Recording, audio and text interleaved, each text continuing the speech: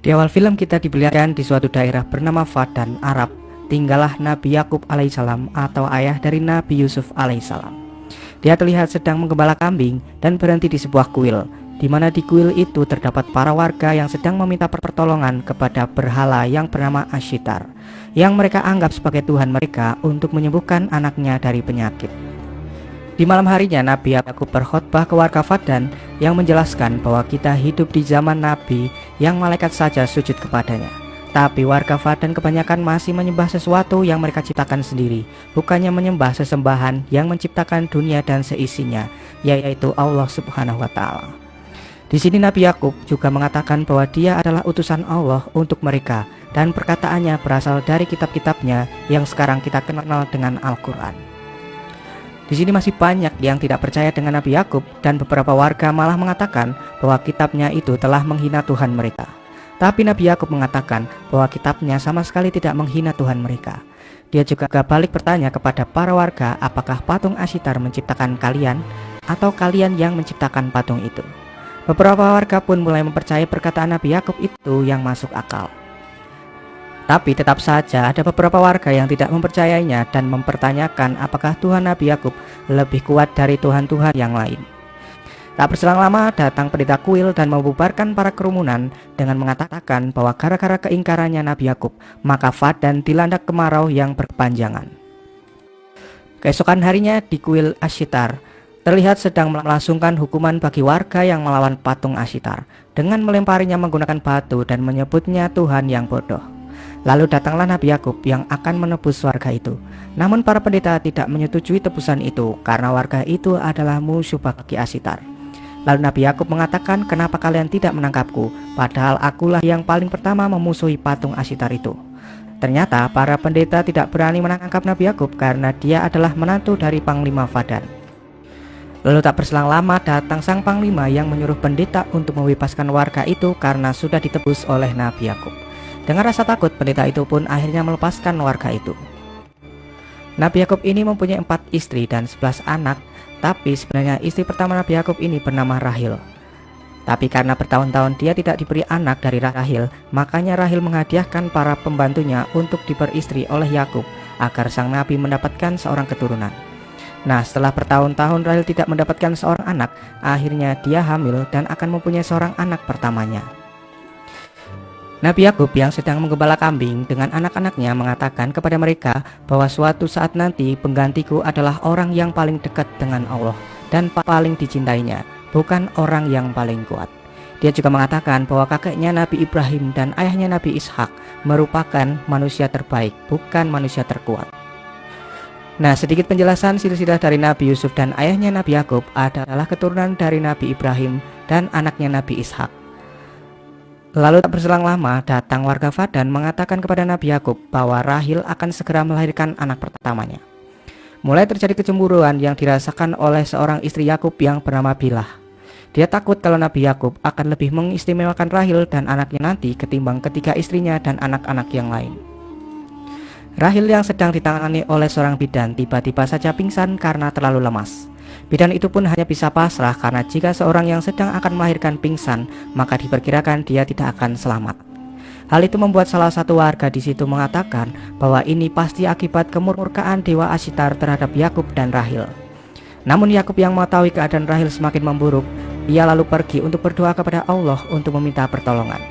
Ayah Rahil atau sang Panglima Fadan semakin percaya kalau Yakub adalah pembawa petaka bagi warga Fadan. Apalagi dia malah pergi saat istrinya sedang dalam kondisi memburuk. Namun ternyata Nabi Yakub pergi menyendiri untuk meminta pertolongan kepada Allah Subhanahu wa Ta'ala. Dia terus berdoa sampai malam tiba. Sementara itu di rumah Rahil, para warga mulai mengatakan kalau Yakub telah dikutuk oleh para dewa Babilonia. Para pendeta yang mendengar kabar itu pun merasa sangat senang dan berniat akan menolong Rahil untuk membuktikan bahwa Tuhan merekalah yang akan menang. Mereka pun datang ke tempat Yakub dan mengatakan, kenapa kalian tidak meminta bantuan kepada Tuhan Yakub yang dianggapnya adalah paling kuat. Nabi Yakub pun datang dan mengusir para pendeta di rumahnya karena dia tidak membutuhkan pertolongan dari para pendeta kuil, dan kembali berdoa kepada Allah Subhanahu wa Ta'ala agar menunjukkan kuasanya kepada seluruh warga Fadan. Tak berselang lama ternyata Rahil kembali sadar dan bisa melahirkan bayi pertamanya dengan selamat. Sementara itu, penyihir yang diusir oleh Yakub tadi terus memohon kepada Tuhannya agar dia segera menghukum Yakub dan berharap Rahil dan anaknya mati malam ini.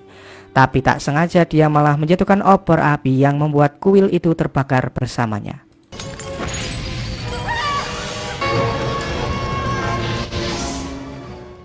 Nabi Yakub yang selama 10 tahun menantikan anaknya dari Rahil akhirnya dikaruniai berkat Allah Subhanahu wa taala. Dia menamai anaknya dengan nama Yusuf. Di malam itu juga turun hujan sangat lebat di Paddan yang Yakub percayai adalah berkah dari kelahiran Yusuf. Para warga pun lalu membicarakan tentang kelahiran anak Rahil yang lancar dan turunnya hujan di Paddan bersamaan dengan anak Rahil dan Nabi Yakub. Warga yang tadi mengatakan Yakub dan Rahil terkena kutukan terkejut mengetahui Rahil dan bayinya sehat walafiat. Sementara itu para warga akhirnya menyadari bahwa kuil Ashitar sedang kebakaran. Mereka pun berbondong-bondong ke kuil untuk memadamkan api itu. Sang Panglima Paddan merasa aneh karena hujan lebat tidak bisa memadamkan api yang ada di kuil Ashitar. Kebakaran itu mengakibatkan penyihir Ishtar mati terbakar di dalam. Para warga mulai mempertanyakan kenapa penyihir bisa terbakar dan kemana Tuhan Ashitar, kenapa tidak bisa memadamkan api di kuil. Mereka pun akhirnya menyadari bahwa penyihir Ishtar lah yang terkena celaka karena berusaha melawan Tuhan dari Nabi Yakub. Setelah kejadian itu, sang panglima memutuskan untuk beriman kepada Tuhan Nabi Yakub.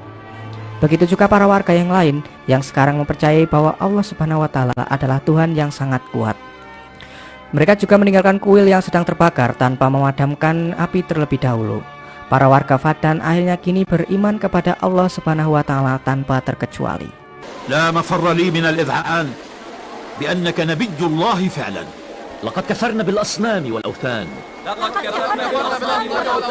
لا إله إلا الله الأحد. 5 tahun telah berlalu, dan dalam waktu itu pula rahmat Allah terus mengalir kepada penduduk Paddan.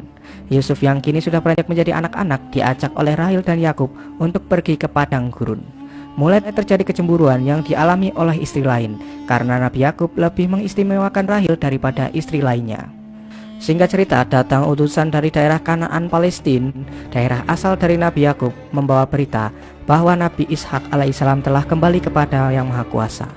Hal itu membuat Nabi Yakub harus berhijrah menuju Kanaan menggantikan Nabi Ishak untuk memimpin warga Kanaan. Sebelum pergi, Nabi Yakub kembali berkhotbah di hadapan para warga Paddan bahwa Allah telah memberikan hidayah kepada semua warga Paddan yang dulunya penyembah berhala. Nabi Yakub dan keluarga akhirnya berangkat ke Kanaan, daerah Palestina.